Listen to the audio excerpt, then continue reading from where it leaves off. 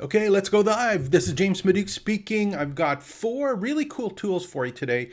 If you're an online educator, you're teaching online, you're creating online courses, you're just sharing what it is that you know, love, and do because you want to teach people skills or provide the guidance or the process for a transformation. So where do I find these? This is another one of the live podcasts. These are live sessions. I try and do them every morning. Fell a little bit behind actually last week, but that was okay because I brought out a course. I did a course instead. And you can see that at trainingsites.io if you haven't seen it already. But today, 4 tabs, interesting things that I ran into this morning. And these ones were all about, what were they about? What would be a better example of what they are? These ones are more about creating courses and helping people. And some of them are about editing videos. A couple of them are about being live and instead of using Zoom, which is kind of a neat one that I think you might like. And all of the links are below. Of course, like and subscribe, all that great stuff if you want to get notifications when these come out on a regular basis, or at least I try and make them on a regular basis. So what's the first one that we're going to look at? Well, let me put it this way. One of the things is when I first started doing this a long time ago, the whole goal for these was to remove yourself as the person teaching to get you so that you don't even have to bother talking to people. And it was about how can I cram as much content into a video or into what I was calling a course, whether it be text or audio or video. How do I cram it in and jam as much as I can in? And a lot of times courses were all about just that, jamming stuff in. And invariably what happened is everyone's situation is unique. Not everyone is doing stuff exactly the same. So questions always come up. And then where their question was, does it go to a help desk for support tickets? Or is it someone trying to call or send you an email? Or do I have something called a discussion forum that I add? And it was kind of to weed out or answer those common questions or those frequently asked questions just because I put a whole bunch of video content out and dumped a whole bunch of video content. And a lot of times, remember when this first started, the video content was the video content. There was no transcriptions. There was no graphics. It was absolutely horrendous trying to do anything other than record a video.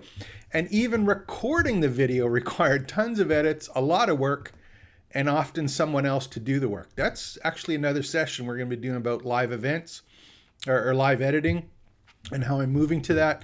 But it was an awful lot of work. And one of the things that I want to touch on today are a couple tools that are going to make the part for a trainer and educator that is more important now. What am I talking about? I'm talking about blended learning.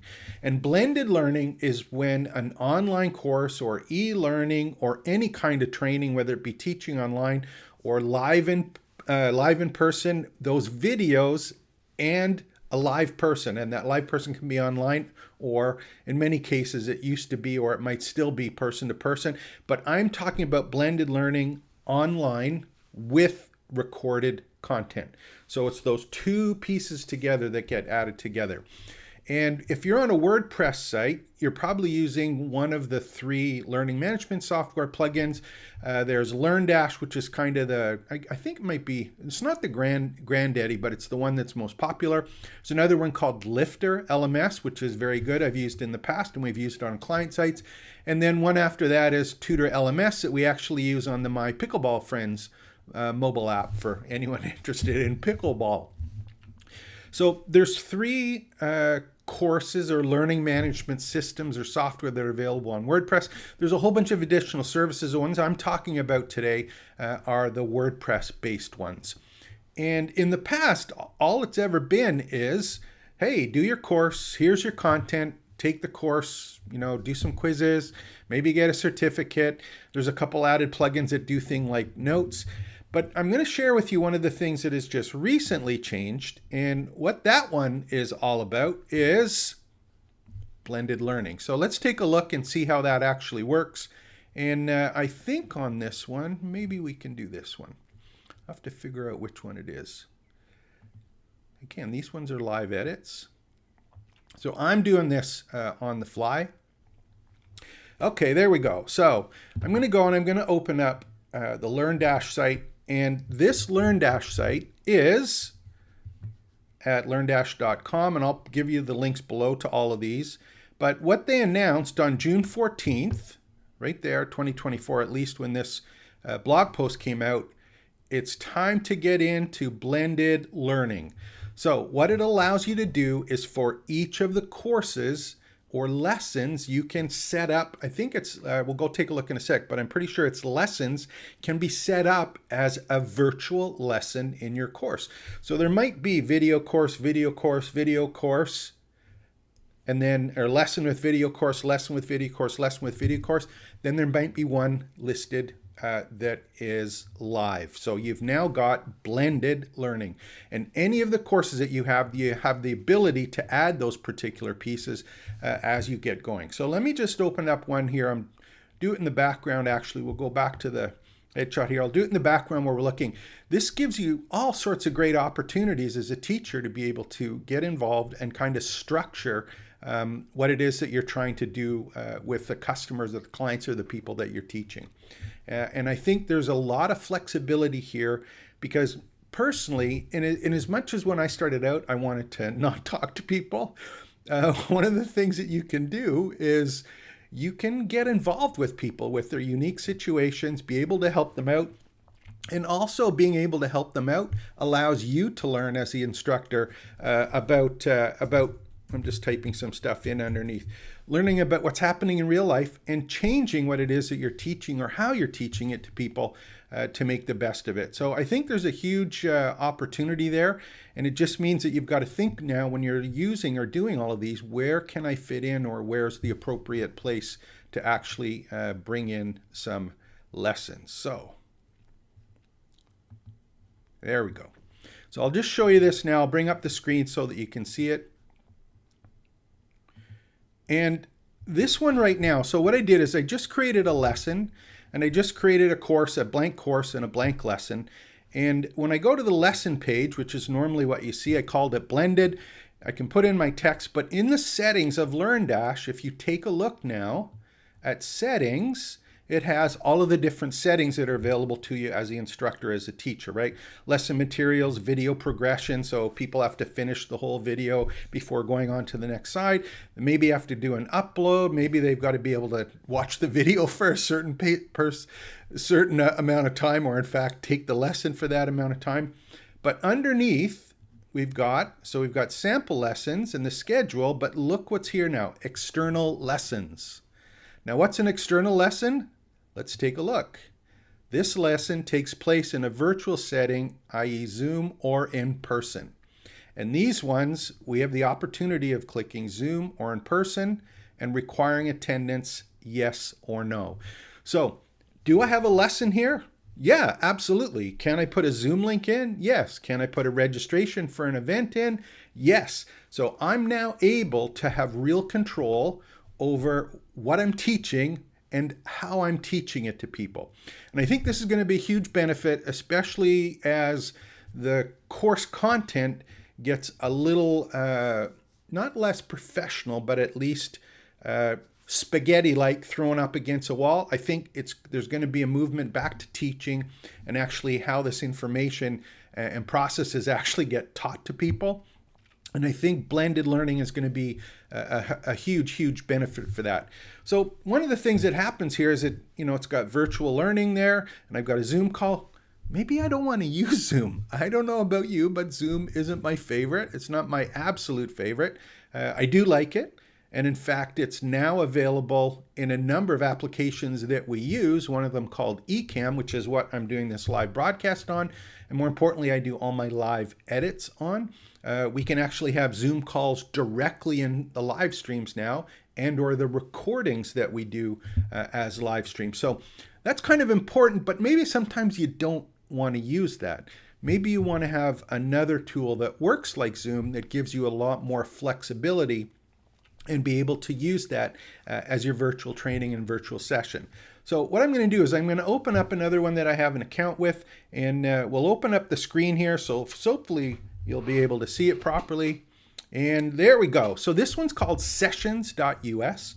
And sessions.us is, think of it as a Zoom on teachers. Uh, it's for Zoom for teachers, put it that way, and probably large companies too. But I think what it is, it's the ability to have a robust learning environment around what was traditionally a Zoom call, and an interface that makes it a lot easier to move around, and more importantly, to actually use the tool. So some of the features it has, just to show you. So we've got HD video and audio,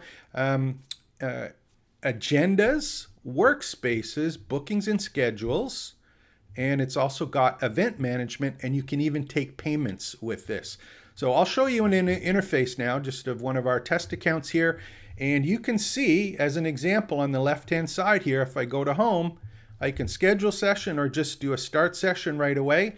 And this allows you to basically have what was traditionally a Zoom call, but you can also use events and separate rooms, agendas, and files, and they have some additional tools here. What are the tools? You can actually put a YouTube in, you can put Google Docs in, you can work of all of these while you're doing the teaching. So this one's called Sessions US, and again, I'll put all the links below for all of these. This one is, you got blended learning. Do you have to go to Zoom? Not necessarily. However, you can go to a tool like sessions.us, which makes a huge difference in how you, as a teacher, include the additional materials that might have been a lot more difficult if you were just using traditionally Zoom. And in fact, you can even set these events up. I don't know if I can show you this one. No, I don't have any paid ones here, but I believe this is now included with Stripe as one of the payment gateways, so you can actually do paid sessions or paid events here directly in the sessions.us tool. So that one's kind of cool. Even breakout rooms, if you do have small groups or you have a larger group and you want to break it into breakout rooms, you may have moderators or people helping you, another great opportunity as well. So we've got that, we got blended learning, we've got sessions. What about if we've already recorded something, we want to make it a little bit more interesting, or something that we might be able to use for marketing our teaching, our courses, our live courses. So here's one thing that I want to show you. And this is why I'm all about live editing, which I've covered in another video. And again, I'll put the links below to all of these other videos. And if you haven't already, like and subscribe, of course. And we have some free courses at the trainingsites.io site, which we're absolutely redoing. All of my old courses are being changed. We're all being updated. It's like the shoemaker's family, right? It's like we fall behind on our own courses, but they're all being updone. And all of the stuff we've learned on client sites is actually being applied and updated to our existing content. So the way that that's working right now, just a little sidetracking, is that any of the courses that we redo, I keep them open for a week. You can join and get access to them and continue to have access to them. Along with any of the other free micro courses that we make available. There's many course tutorials, all sorts of additional mastery courses as well there, but the micro courses for the most part will be free. Some of the mini courses will be free as they get redone. So let's say we've recorded something, we captured it in Sessions, we've captured it in a couple other places.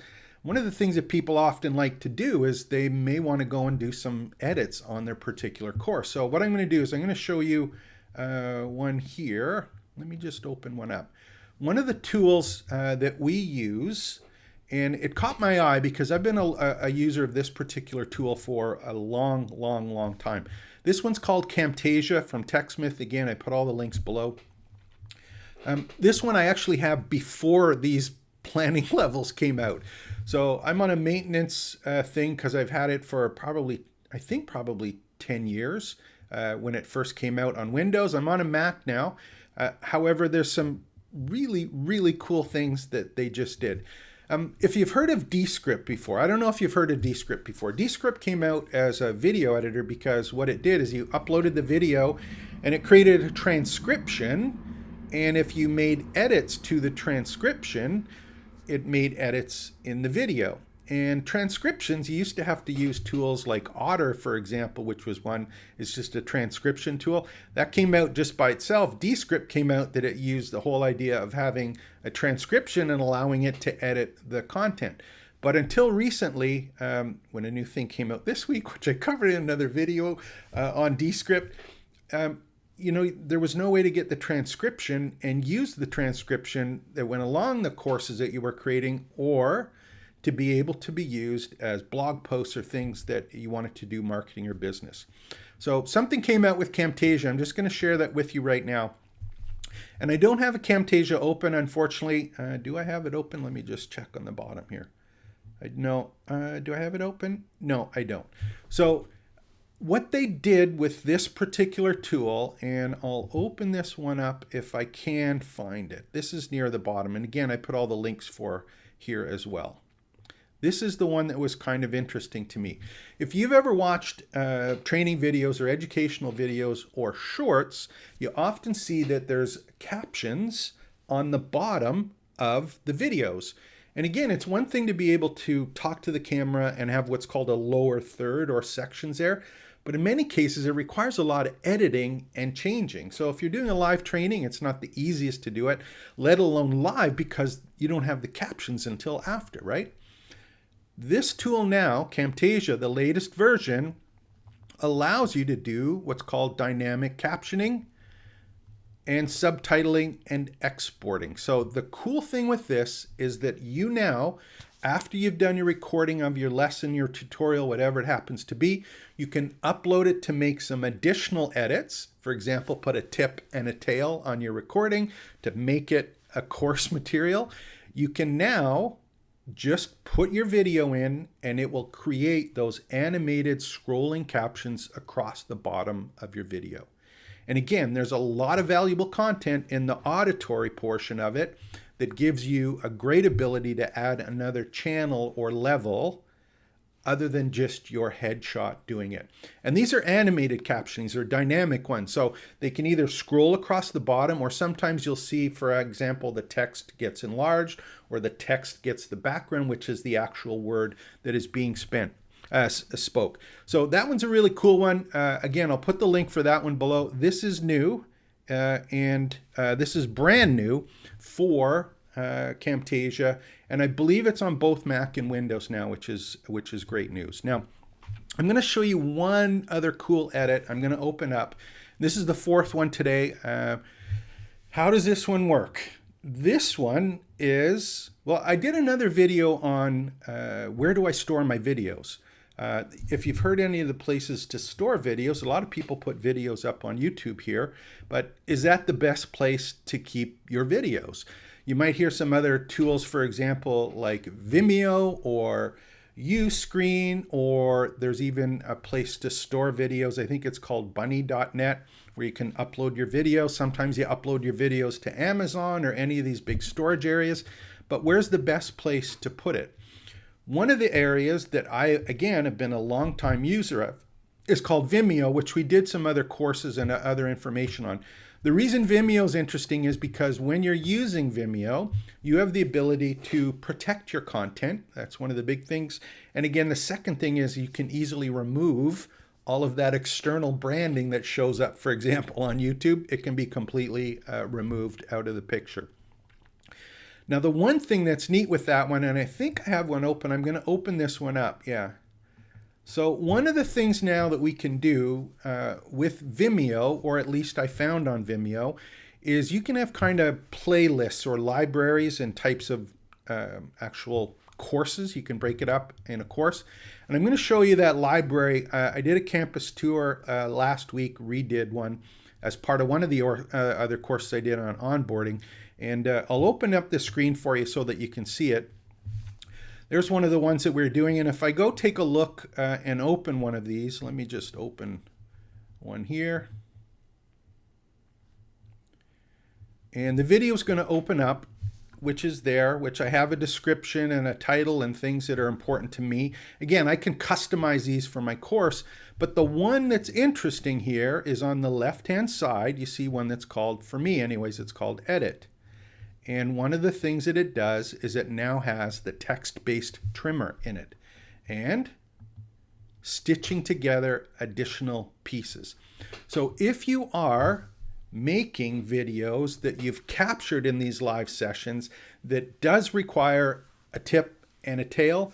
This is an easy way now, making these simple edits directly where you're actually storing the content. So it removes a step of taking or capturing my video, going to a video editor, taking this stuff from my video editor, putting it up where I'm storing my content. So this is going to be something that's really important moving forward and allowing you as a course creator, as a teacher, to be able to quickly and easily produce content that perhaps you weren't able to in the past. So those are 4 sessions today. I'm going to bring it in for landing. Sessions.us, Camtasia, LearnDash with blended learning, and Vimeo with video edits.